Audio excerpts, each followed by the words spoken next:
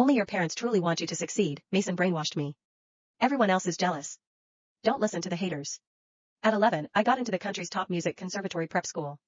A legendary professor took me on as his final student. The news shattered our small town. Reporters camped on our lawn. Mason loved the clout. He stood on the porch, selling his toxic brand of love to anyone who would listen. I told Winter, piano is your life. If you don't play, you might as well be dead, he bragged to a journalist. My discipline is strict. Once, she played a note wrong 3 times. I slapped her face. On the 4th try? Perfect. He laughed.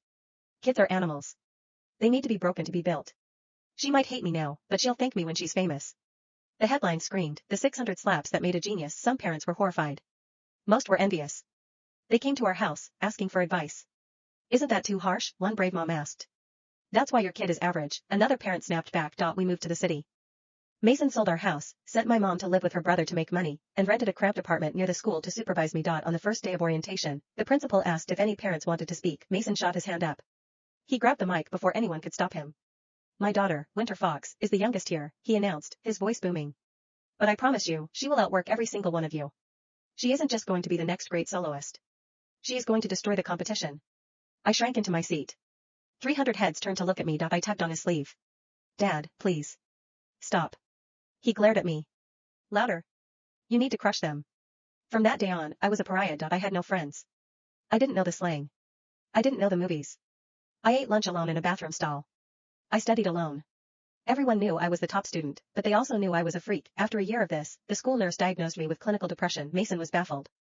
Depression? I grew up with dirt floors and I'm fine. She wears designer clothes and goes to a private school. What does she have to be sad about? He read online that trauma makes better art. He came home grinning. It's a gift, Winter. Use the pain. It'll make your Chopin sound authentic. He picked up the belt. Now. Practice. But that day, I didn't practice. I ran. I climbed the fire escape to the roof of the school. The wind on the 20th floor was violent. It whipped my hair across my face, stinging my eyes. The city looked like a circuit board below me. I stood on the ledge. My toes hung over the abyss. A voice in my head, a small, 5-year-old voice, whispered, jump. Do it. Then he'll finally be sorry. I stood on the ledge. My knuckles turned white as I gripped the rusty railing, ready to vault over. Winter Fox? The voice hit me like a splash of ice water. I whipped my head around.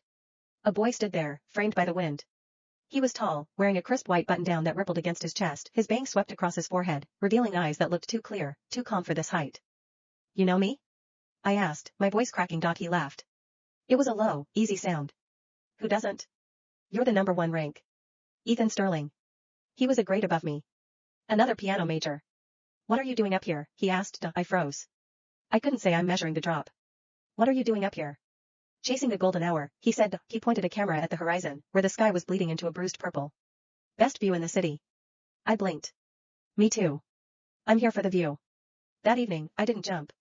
Instead, I sat next to Ethan Sterling, our legs dangling over the edge of the world. The sunset painted his profile in gold. Hell looked like a statue, something expensive and untouchable. I didn't peg you for a sunset watcher, he said, snapping a photo. You look like you don't care about anything but Chopin. I looked down at my scuffed shoes. My dad says nothing else matters. Ethan lowered his camera. He looked genuinely shocked.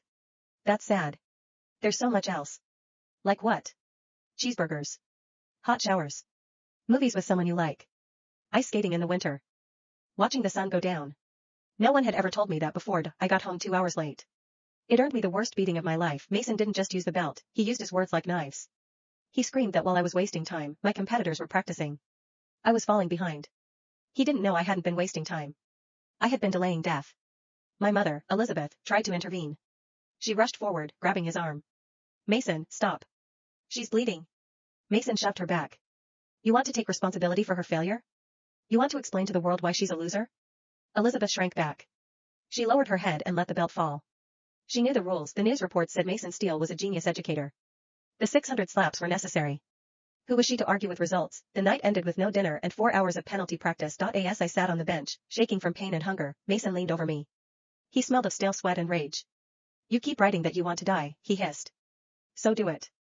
But as long as you're breathing in my house, you play the damn piano. My hands froze over the keys. I looked up, eyes wide. What? He sneered. Why are you staring? You read my diary?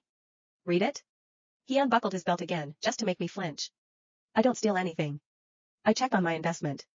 He sneered. And let me tell you, that emo garbage is pathetic. He turned to my mom. She writes this trash for attention. She's trying to manipulate me. He leaned close to my ear. You think you can threaten me? Go ahead. Drink bleach. I'll even buy it for you. But until you're in the ground, you work. That night, my body burned with welts. Through the thin walls, I heard him laughing about my suicide note. But I didn't want to die anymore. Ethan Sterling said he'd be waiting for me on the roof tomorrow.